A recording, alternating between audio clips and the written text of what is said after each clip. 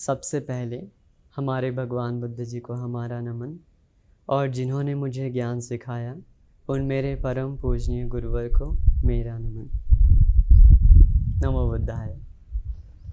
आप लोगों ने देखा होगा भगवान बुद्ध का चेहरा को, बहुत शांत है ना उनका चेहरा। कई तस्वीरों में और कई मूर्तियों में हमने देखा उनका चेहरा को, देखने में बहुत शांत लगता है, चेहरे पे बहुत शांति दिखती है। कई लोग तो अपने घरों में भी भगवान बुद्ध का फोटो लगाते हैं, कुछ लोग अपने घरों में भगवान बुद्ध की मूर्तियां भी रखते हैं। लेकिन बहुत सारे लोगों को शायद ये पता नहीं होगा, भगवान बुद्ध जी अपने चेहरे पे उतनी शांति लाने के लिए आखिर उन्होंने किया क्या है? कौन सी शांति उन्हें मिला जिसके कारण उनका चेहरा इतना शांत हो गया? बहुत लोगों को ये पता नहीं। तो जैसा कि हम जानते हैं, सिद्धार्थ गौतम लुम्बिनी वन में जन्म लेकर 29 वर्ष की अवस्था में अपना महल को त्याग कर अलग अलग गुरुओं के पास सत्य के ज्ञान के लिए निकले। पर वे जहाँ भी गए उन्हें सत्य ज्ञान नहीं मिला। वो जो ढूंढ रहे थे उन्हें वो नहीं मिला। काफ़ी लोगों से चर्चा किए, काफ़ी लोगों का ज्ञान सीखे, लेकिन उन्हें वो शांति नहीं मिली। अंत में उन्होंने स्वयं एक रास्ता खोजा। तो करीब 6 साल के आसपास वे 6 साल तक बहुत मेहनत की। 6 साल तक शरीर को अनेकों प्रकार की यातनाएं देकर बहुत शांति के लिए मेहनत की, पर फिर भी उन्हें वो शांति नहीं मिली। अंत में उन्होंने स्वयं अपना एक रास्ता चुना और उसी रास्ते पे आकर उन्हें एक बहुत सुंदर, बहुत मीठा, बहुत पवित्र ज्ञान मिला। तो देखिए, भगवान बुद्ध जी का ज्ञान जो है ये एक तरह से एक सागर की तरह है। सागर में इतना पानी है कि हम उसे गिन नहीं सकते। भगवान बुद्ध का ज्ञान भी वैसा है। भगवान बुद्ध जी को जो शांति मिला, ज्ञान मिला, सत्य को समझे, वो ज्ञान अनंत है। वो ज्ञान हम सीमा नहीं कर सकते। तो भगवान बुद्ध जी का ज्ञान नॉर्मली आम आदमी जिस तरह से जीता है उससे थोड़ा हटके है। भगवान बुद्ध जी का ज्ञान पे चलना मतलब एक तरह का वो बहुत मुश्किल का काम है, लेकिन अगर जो कोई चल दिया तो उसका जीवन में पक्का है कि शांति मिल के ही रहता।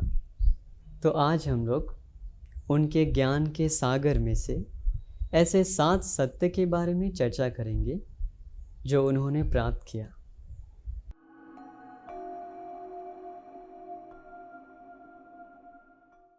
तो पहला सत्य है, आसक्ति दुख की ओर ले जाती है। अब एक पल सोचिए, आसक्ति मतलब क्या होता है? आसक्ति मतलब हम बिना सोचे समझे, बिना सत्य को देखे किसी चीज़ से अपना लगाव बना लेते हैं या उस चीज़ पे आसक्त हो जाते हैं। अब एक पल सोचिए, हम लोगों का जीवन में अगर सबसे ज़्यादा दुख किसी से मिलता है तो वो उस इंसान से मिलता है जिसके प्रति हमारा मन में ज़्यादा लगाव है, उससे ही हमें ज़्यादा दुख मिलता। तो दुख मिलने का कारण है आसक्ति। भगवान बुद्ध ने ये सत्य बताया। तो आसक्ति के बारे में समझने के लिए हम एक सुंदर उदाहरण सीखेंगे। एक बार एक गामनी नाम का आदमी भगवान बुद्ध के पास गया। जाकर भगवान बुद्ध से सवाल करता है, भगवान कृपा करके आप मुझे बताइए, ये जो जीवन में दुख उत्पन्न होता है इसका कारण क्या है? कैसे दुख उत्पन्न होता? भगवान बुद्ध बताते हैं, ठीक है गामनी, जवाब तुम ही दो, मैं तुमसे सवाल करता हूँ। भगवान बुद्ध पूछते हैं, गामनी तुम जिस गांव में रहते हो, इस श्रावस्ती गांव में, क्या इस गांव में ऐसे लोग हैं जिसे तकलीफ, कष्ट, परेशानी आने के बाद वो दुख दर्द तुम्हें भी मिलता हो? उसने बताया, जी भगवान, इस गांव में ऐसे कई लोग हैं, अगर उन्हें कोई कष्ट आया तो मुझे भी कष्ट होता है। भगवान बुद्ध फिर पूछते हैं, ठीक है गामनी, अब तो मुझे ये बताओ, क्या इस गांव में वैसे लोग भी हैं जिन्हें कोई कष्ट तकलीफ आने के बाद तुम्हें कुछ ना होता हो? उसने बताया, जी भगवान, ऐसे कई लोग हैं जिन्हें अगर कुछ भी हो गया तो उससे मुझे कोई प्रभाव नहीं पड़ता, मेरा जीवन में उससे कोई लेन देन नहीं। अब भगवान बुद्ध कहते हैं, गांव में ये तो बहुत अजीब सा बात है। इसी गांव में कुछ लोग हैं, उन्हें कुछ कष्ट परेशानी आता है तो तुम्हें भी कष्ट आता है, और इसी गांव में कुछ लोग हैं जिन्हें कष्ट परेशानी आए तो तुम्हें वो कष्ट परेशानी नहीं आता। ऐसा क्यों?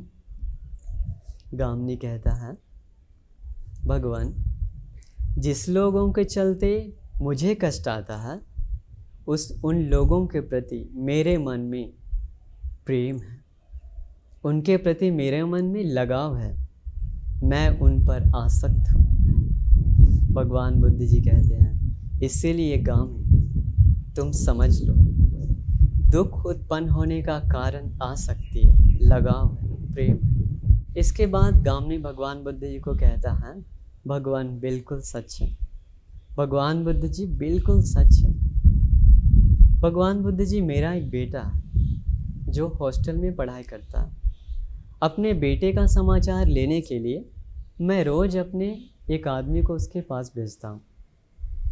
अब वो आदमी जब मेरा बेटा का सवाल लेकर आता है, मेरा बेटा का वो समाचार लेकर आता है, तो मुझे सुनने के बाद बहुत सुकून मिलता है, बहुत शांति मिलती है। लेकिन भगवान बुद्ध जी कभी कभी वो समाचार लाने में देर कर देता है। देर करने के बाद मेरा मन में बहुत चिंता, बहुत फिक्र रहता, कहीं मेरा बेटा को कुछ हो तो नहीं गया ना। इस तरह मुझे बहुत दुख होता है। भगवान बुद्ध जी, आपने बिल्कुल सच बोला, दुख उत्पन्न होने का कारण आसक्ति है। भगवान बुद्ध जी कहते हैं, ठीक है गामनी, अगर तुम्हारा बेटा को कुछ हो गया तो, अगर वो मर गया तो तुम्हें क्या होगा? वो कहता है, भगवान बुद्ध जी, अगर मेरा बेटा को कुछ हो गया तो शायद मुझे भी पता नहीं क्या होगा, मेरा जीवन भी जा सकता है। मैं अपना बेटा से इतना ज़्यादा प्यार करता हूँ। तो देखिए ये बात कितना सत्य है। आज भी इंडिया में कितने सारे लोग मर जाते हैं, कितने सारे लोगों का एक्सीडेंट होता है, हर लोगों को तकलीफ़ पहुँचता है, कई लोग मर जाते हैं, लेकिन उसके चलते हमें कोई तकलीफ़ होता है क्या? नहीं। लेकिन अगर हमारे घर वालों को कुछ हो गया तो बहुत तकलीफ़ होता है। वो है कारण आसक्ति। इसलिए भगवान बुद्ध ने बताया, आसक्ति हमें दुख की ओर ले जाती है। लेकिन जब हम सच्चाई को जान जाते हैं तो हम उस पर आसक्त नहीं होते। अगर हमारे जीवन में कोई दुख भी आए तो हमें कोई परेशानी नहीं होती है। एक बार एक बंधुल मल्लिका मतलब भगवान बुद्ध जी के रास्ता पे चलने वाली एक बहुत बड़ी उपासिका। तो एक दिन बंधुल मल्लिका अपने घर पे कुछ भिक्षुओं को बुलाकर भोजन दान दे रही थी, अपने हाथों से भोजन बांट रही थी। तभी अचानक से एक आदमी हड़बड़ा कर उसके घर में आया और बंधुल मल्लिका को एक संदेश दिया। बंधुल मल्लिका वो संदेश पढ़कर अपने कमर में रख ली। वापस वो पहले की तरह भोजन दान बांट रही थी। तभी गलती से एक नौकरानी का हाथ से एक सब्जी का एक बर्तन गिरकर फूट गया। भंते जी देखी, बंधुल मल्लिका भी उस ओर देखी। तभी भंते जी कहते हैं, मल्लिका, फूटने वाला चीज़ फूट गया, शोक मत करो। मल्लिका कहती है, जी भंते जी, फूटने वाला चीज़ फूट तो गया, लेकिन पढ़िए ये मेरा संदेश। ऐसा करके अपना संदेश भंते जी को दिखलाती है। उसी संदेश में था, मल्लिका, आपके 30 बच्चे और आपके पति को किसी षड्यंत्र के द्वारा सबको मार दिया गया है। कैसा है?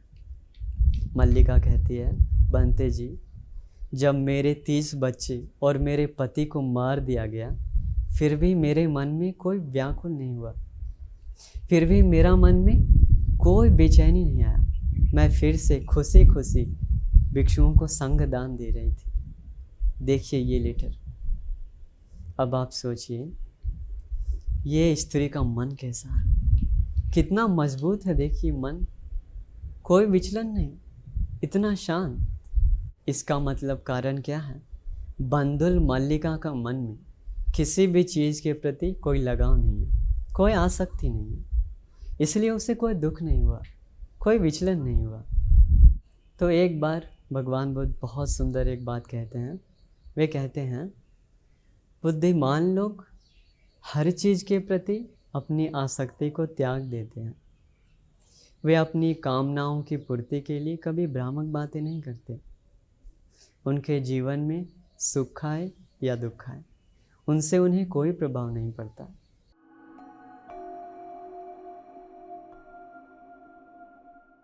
दूसरा सत्य है, इच्छा सही चीज़ की रखनी चाहिए।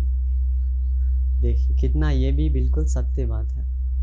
जब जब हमारे मन में कोई गलत इच्छा जागती है तो हमें बहुत परेशान होना पड़ता है, लेकिन अगर हमारी इच्छा साफ है तो सत्य चीज़ के लिए हमारी इच्छा है तो हमें कोई दुख नहीं मिलता।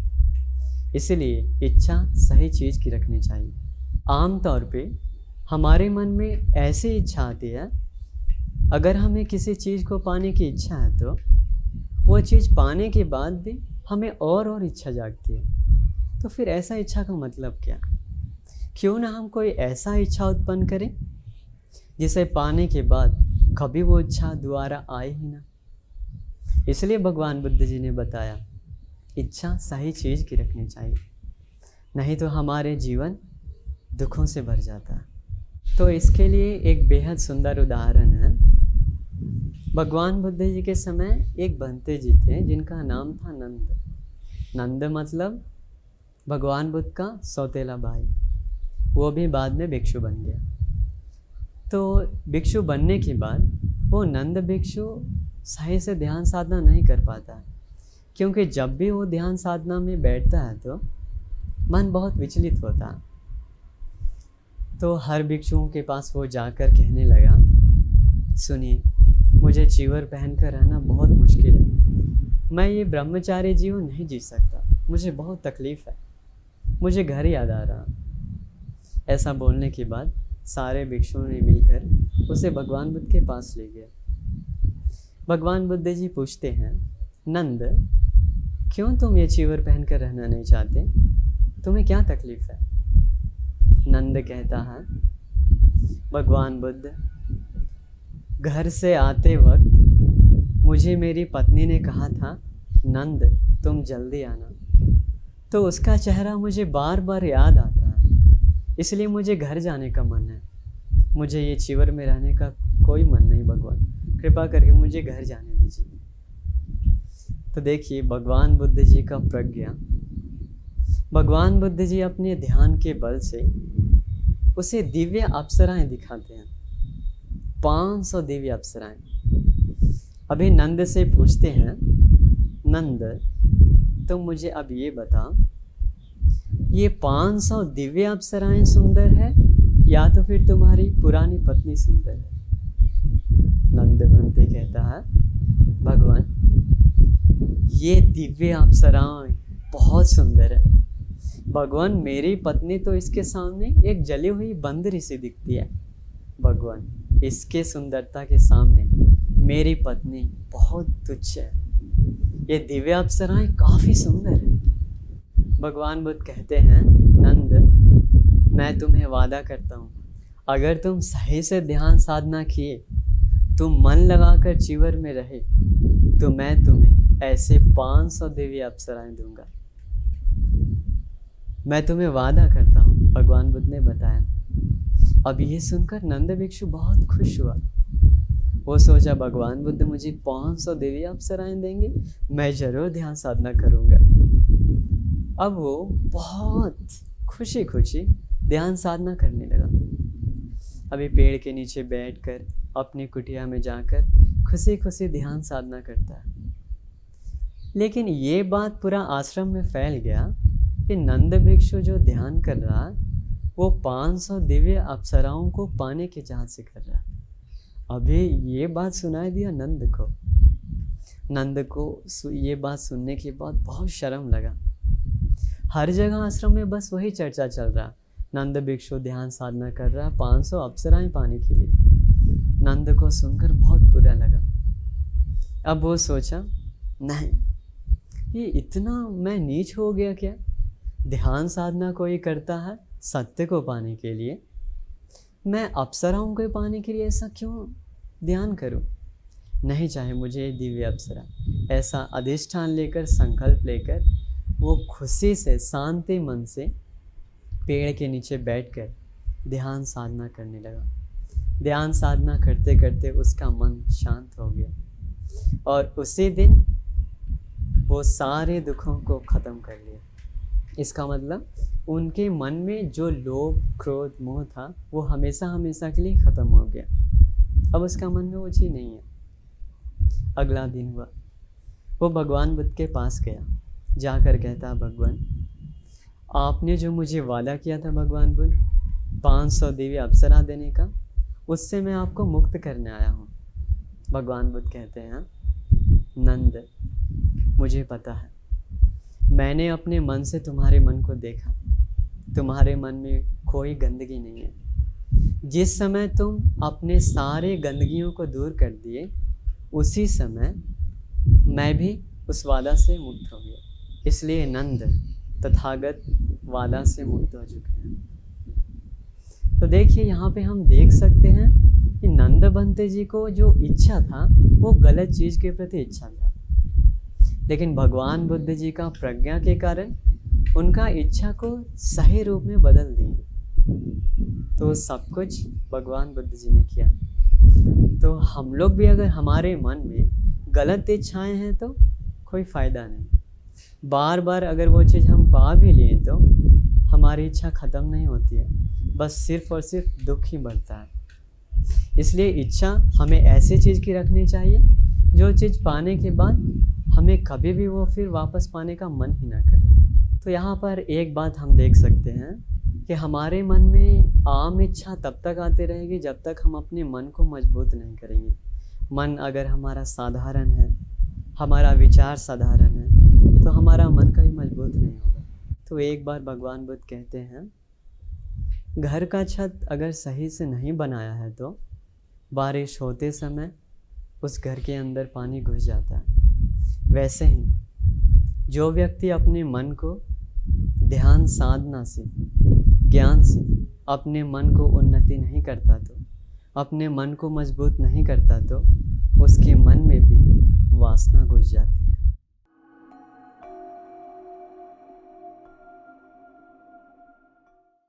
तीसरा है, अच्छी संगति बहुत ज़रूरी है। तो भगवान बुद्ध जी हमेशा फोकस किए हैं एक संगति पर। जब तक हमें कोई अच्छी संगति ना मिले तो हमारा जीवन बर्बाद हो जाता। भगवान बुद्ध जी के कारण लोगों को अच्छी संगति मिला। इसलिए जीवन में बहुत ज़रूरी है संगति। आप भी आम तौर पे देखे होंगे, कई लोग हैं जो जिसका संगति बढ़िया है तो उन लोगों का जीवन भी सुंदर हो जाता है, लेकिन जिसका संगति बढ़िया नहीं है वो लोग का जीवन बर्बाद हो जाता है। इसलिए हमें ऐसे लोगों के साथ संगति करनी चाहिए जो लोग हमें मदद करते हों सत्य से। बाय द वे, कभी कभी अगर हमारे मन में कोई गुस्सा जागता है तो उस गुस्सा को दूर करने के लिए किसी ऐसे व्यक्ति के पास जाना चाहिए जो आपको मदद करे, जो आपको समझाए। या तो फिर आपका मन में कुछ गलत विचार आ रहा है तो उस गलत विचार को दूर करने के लिए अच्छे व्यक्तियों के पास जाना चाहिए।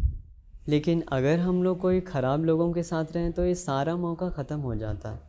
वो लोग हमें सुधारने के बजाय बिगाड़ देते हैं, ज़िंदगी उन्नति करने के बजाय ज़िंदगी पतन कर देते हैं। कभी कभी हम अच्छे लोग ढूंढते हैं पर हमें मिलता नहीं। भगवान बुद्ध जी बताएं, अगर अच्छे लोग ना मिले तो अकेले रहना चाहिए। उसके लिए एक सुंदर एक बात बताते हैं भगवान बुद्ध। जिस तरह हाथी राजा अपने हाथियों को, झुंड को छोड़कर जंगल में जैसे अकेले रहता है, वैसे ही बुद्धिमान आदमी अकेले रहना चाहिए। क्योंकि अकेले रहना बहुत श्रेष्ठ है। अकेले रहने से पाप भी नहीं होता, इसलिए बुद्धिमान आदमी अकेले रहना चाहिए।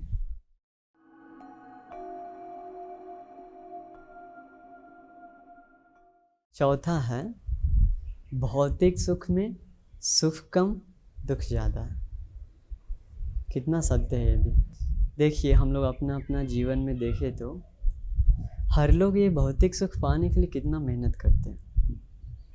आप कभी कभी गौर कीजिएगा, अपने खिड़की से देखिएगा बाहर, कभी कोई रास्ते पर, हमेशा रास्ते पे गाड़ी इधर उधर जाते आती रहती है।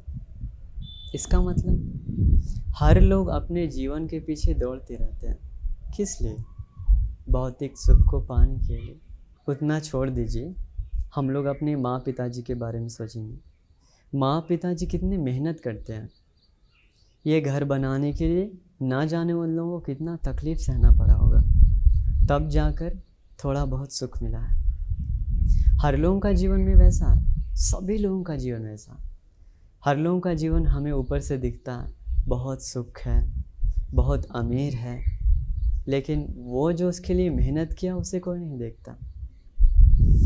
अभी देखते हैं हम लोग अपने अपने घर का काम करते हैं, काम करते करते कितना परेशानी है। देखिए, कोई लोग ऑफिस में जाते हैं, ऑफिस में सिर्फ जाकर बैठने से नहीं होता।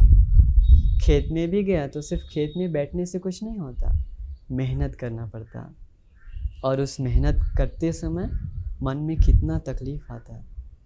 दिक्कत क्या है? ये भौतिक सुख पाने के लिए हमें 3 तरह से दुख झेलना पड़ता है। सबसे पहले, वो भौतिक सुख को पाने के लिए बहुत मेहनत करना पड़ता है। हमेशा मन में बहुत अलग अलग टेंशन, चिंता, कैसे हम वो काम करेंगे, मुझे कितना समय लगेगा, कितना उसके लिए मेहनत करना पड़ेगा, ऐसे मन में बहुत तकलीफ़ होता है। दूसरा, अगर वो भौतिक सुख हमें मिल भी गया तो उसे संभाल कर रखने का दुख, कितना बड़ा दुख है वो।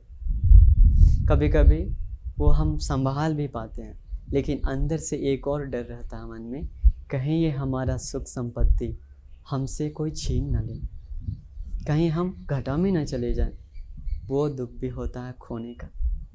इसलिए भौतिक सुख पाने के लिए एक तो पाने का दुख, संभालने का दुख, तीसरा खोने का दुख। भौतिक सुख के बारे में भगवान बुद्ध ने एक बहुत सुंदर उदाहरण दिया है। भौतिक सुख को भगवान बुद्ध हड्डी की तरह बताएं, सुख है हड्डी की तरह। आपने अक्सर देखा होगा कुत्ता हमेशा हड्डी चबाना बहुत पसंद है, लेकिन असल में देखें तो हड्डी में कोई रस नहीं है, कोई स्वाद नहीं है, फिर भी कुत्ता बहुत पसंद है हड्डी चबाना। क्यों? क्योंकि जब वो कुत्ता हड्डी चबाता है तो उस हड्डी का रगड़ से उसके मसूड़ों से खून आता है, कुत्ता उसी खून को पीता। कुत्ते को लगता ये खून इस हड्डी के अंदर से आ रहा, लेकिन असल में वो खून उसका अपना ही होता है। ये है सत्य। आम इंसान भौतिक सुख को सुख जैसा मानता है, उसे लगता है कि इसमें बहुत सुख है, बहुत मज़ा है, लेकिन एक तरह से वो घाव हमारा ही घाव बनता है।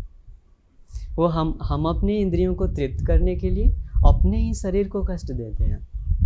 ये है सत्य।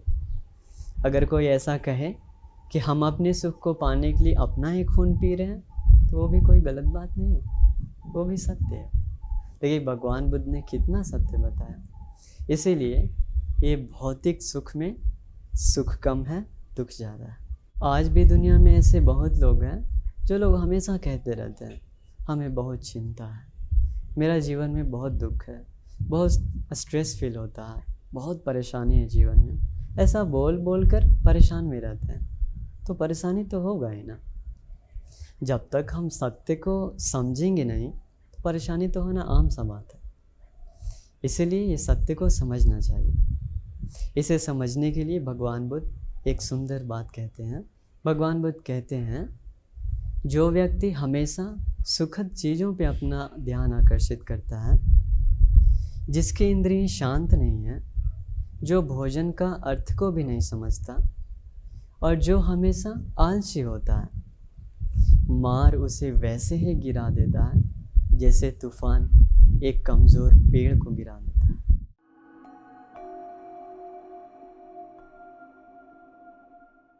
पांचवा सत्य है, खुशी शांत मन से आती है। कितना सत्य है ना ये। जब तक हमारे मन में खुशी नहीं है तो हमें कोई शांति भी नहीं है। तो खुशी हमारे मन में कब जागती है? जब हमारे मन से क्रोध मिट जाता है, जब हमारे मन से मन की सारी गंदगी खत्म हो जाता है, तब हमारे मन में बहुत शांति मिलती है। इसे समझना है तो एक कहानी के माध्यम से समझिए। भगवान बुद्ध के समय एक भंते जी थे जिनका नाम भद्दी। वो भंते जी एक दिन एक पेड़ के नीचे बैठकर ध्यान कर रहे थे। अचानक उनका मुख से निकल रहा था, वाह क्या सुख है, वाह क्या सुख है। अभी वो ध्यान करते समय भी यही वचन बोलते हैं, और अपना रूम में भी जाते हैं, कुटिया में भी जाते हैं तो यही वचन बोलते हैं। हर जगह वो बस यही बोलते हैं, वाह क्या सुख है, वाह क्या सुख है। अभी बहुत सारे भिक्षुओं को ये बात सुनाई दिया। सारे भंते लोग सोचे, ज़रूर ये भिक्षु को कोई प्रॉब्लम लगता है इसे अपना पुराना ज़िंदगी याद आ रहा। क्योंकि बात क्या था, वो भिक्षु बनने से पहले असल में वो एक राजा था। तो राजा अपना सारा राजपाट त्याग कर वो भिक्षु बना था। अभी भिक्षु बनकर वो ध्यान करता है। तो बाकी भिक्षुओं ने सोचा, ये भिक्षु जब भी बैठता है तो शायद इसे अपना राजा समय का सुख याद आता होगा, इसलिए ऐसा बोलता है। सारे भिक्षु जाकर भगवान बुद्ध को बताया, भगवान वो जो भद्दी नाम का भिक्षु है, लगता है उसे बहुत बड़ा परेशान है, लगता है वो जीवन में नहीं रहना चाहता, उसे लगता है राजपाट याद आ रहा है पूरा पहले जीवन का। भगवान बुद्ध बुलाकर पूछते हैं, भिक्षु क्या ये बात सच है कि तुम्हें राजपाट का ज़िंदगी याद आ रहा? वो कहता है, भगवान ऐसा बात नहीं है। भगवान मुझे याद है जब मैं राजा था तो राजा रहते समय मेरे महल के अंदर, मेरे कमरे के अंदर बहुत सारे सैनिक होते थे। मेरे कमरे के बाहर भी बहुत सारे सैनिक होते थे। मेरे राज्य में बहुत सारे सैनिक होते थे। तो उन सारे सैनिकों का सिर्फ एक काम था, वो है मेरी सुरक्षा। भगवान इतने सारे सुरक्षा होने के बावजूद भी पता नहीं मेरे मन में एक अलग सा डर रहता था। हमेशा मेरे मन में डर रहता था, कहीं कोई आकर मुझे मार ना दे, कहीं मुझे कोई आकर कोई कष्ट ना दे। लेकिन भगवान अब मैं जब भी एक पेड़ के नीचे जाता हूँ तो मुझे बहुत सुकून मिलता, बहुत शांति मिलता है। भगवान ये सुकून और शांति पाने के कारण ही मेरे मुख से निकलता है, वाह क्या सुख है, क्या सुख है। तो देखिए यहाँ पे हम देख सकते हैं कि भौतिक सुख अगर हमारे पास चाहे जितना भी हो, लेकिन अगर हमारा मन शांत नहीं है तो हमें वो शांति नहीं मिलती, हमें खुशी नहीं आती। इसलिए भगवान बुद्ध मन खुश रखने के बारे में एक बहुत सुंदर एक बात बताए हैं। वे कहते हैं, दुनिया में जितने प्राणी हैं सभी प्राणियों पर अपने मन में मैत्री फैलाना चाहिए, मतलब दया फैलानी चाहिए, करुणा फैलानी चाहिए। अब देखिए दुनिया में कितने सारे प्राणी हैं, अलग अलग इंसान, अलग अलग जानवर, पशु पक्षी। भगवान बुद्ध कहते हैं सब पे दया फैलाने के लिए, सब पे हम दया फैलाएंगे तो हमारे मन में मैत्री जागता है। मैत्री हम जितना बढ़ाएंगे उतना मन में खुशी जागता है, और उसी खुशी से हमें शांति भी मिलती है। तो देखिए भगवान बुद्ध के रास्ते पे अगर कोई चलता है तो उसे हत्या करना मना होता है, चोरी करना मना होता, किसी के साथ कोई दुष्कर्म करना मना होता, झूठ बोलना, नशा करना, ये सब मना होता। आप एक बात गौर करिए, अगर किसी का दिल में मैत्री है तो, दया है तो क्या कभी वो किसी की हत्या करेगा, किसी का सामान चोरी करेगा, किसी के साथ दुष्कर्म करेगा, कभी झूठ बोलेगा? कभी नहीं। इसलिए भगवान बुद्ध बताएं, हमें अपने मन में मैत्री फैलाने के लिए। मैत्री है तो शांति है। कभी कभी हम लोग नया नया कपड़ा पहनते हैं। नया कपड़ा पहनने से जो सुख मिलता है और नया कपड़ा दान देने से जो सुख मिलता है, वो दोनों सुख में फ़र्क है। नया नया हम लोग अलग अलग खाना खाते हैं।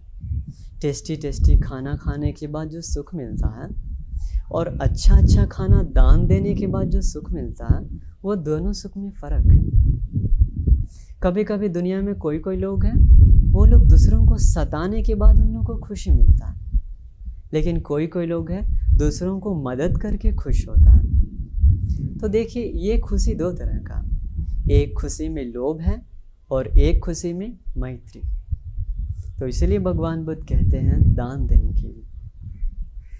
तो अगर आपको जीवन में शांति चाहिए, तो आपको अगर खुशी से जीना है, तो आप अपना दिल में मैत्री जगाइए। लेकिन एक बात है, ये मन को खुश करना कोई आसान काम नहीं है। मन कभी नहीं चाहता है शांति से रहना। मन हमेशा चाहता है इधर उधर अपनी इच्छाओं से भटकते रहना। तो भगवान बुद्ध एक बार कहते हैं, ये मन का सत्य स्वभाव समझना बहुत मुश्किल है। मन अपनी इच्छाओं से इधर उधर भटकते रहता, लेकिन बुद्धिमान आदमी अपने मन को सुरक्षित करता है, अपने मन का ख्याल रखता है।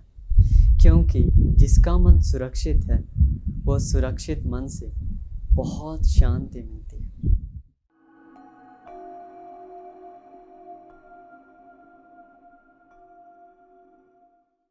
छठा है, छोटे समय की बुराई का लंबे समय तक परिणाम होता है।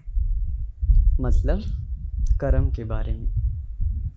अभी हम लोग क्या करते हैं, थोड़ा सुख पाने के लिए बहुत लंबे समय तक पाप जमा कर लेते हैं। अपनी इंद्रियों को तृप्त करने के लिए हमेशा हम गलत निर्णय लेते हैं। उसी गलत निर्णय से हमारे जीवन में पाप जमा हो जाता है। तो कर्म और कर्म के फल के बारे में हम लोग अच्छा से जानना चाहिए। ऐसा कोई भी कर्म नहीं है जिसका फल नहीं मिलता, हर कर्म का फल मिलता। एक बार भगवान बुद्ध कहते हैं, या दिशं वपते बीजं ता दिशं हरते फलम। हम जिस तरह का बीज बोते हैं वैसा फसल काटते हैं। मतलब अगर हम अपना शरीर मन वाणी से कोई अच्छा कर्म करते हैं तो उसका फल भी अच्छा होता है। लेकिन अगर हम ये तीनों चीज़ से कोई गलत कर्म करते हैं तो उसका फल भी बहुत बुरा होता है। इसीलिए कर्म करते समय बहुत ध्यान देना चाहिए, क्योंकि अल्प सुख पाने के लिए हम अपने शरीर को कोई गलत जगह पे नहीं लगाना चाहिए, नहीं तो उसका परिणाम काफ़ी लंबे समय तक भोगना पड़ता है। कभी कभी होता क्या है, हम अपनी खुशी के लिए दूसरों की खुशियाँ छीन लेते हैं।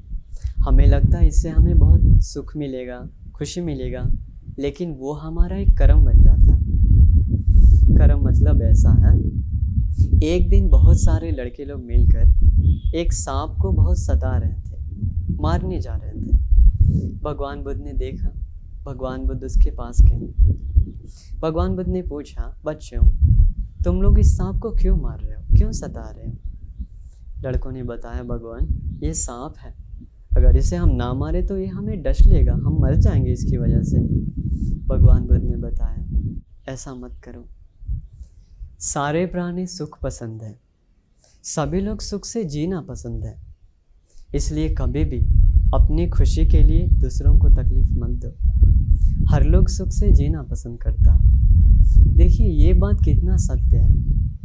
यही बात को नहीं समझने के कारण काफ़ी लोग आज दुनिया में पाप करते हैं, लेकिन उसे पता नहीं वो पाप का फल उसे वापस मिलता है।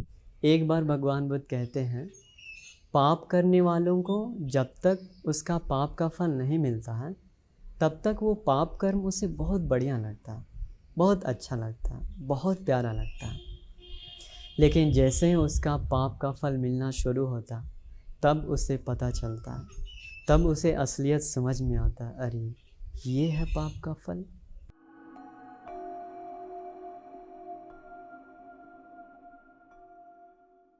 सातवां और अंतिम सत्य, गहन चिंतन का अभ्यास। गहन चिंतन मतलब गहराई से सोचना। जीवन में बहुत ज़रूरी है गहराई से सोचना, क्योंकि जब तक हम लोग गहराई से कुछ भी चीज़ के बारे में नहीं सोचते हैं, हमें असलियत समझ में नहीं आता। हम हमेशा एक माया में डूबे रहते हैं, जिसकी वजह से हमारा दुख और बढ़ते जाता है। तो भगवान बुद्ध ने सिखाया है हर चीज़ को गहराई से सोचने के लिए।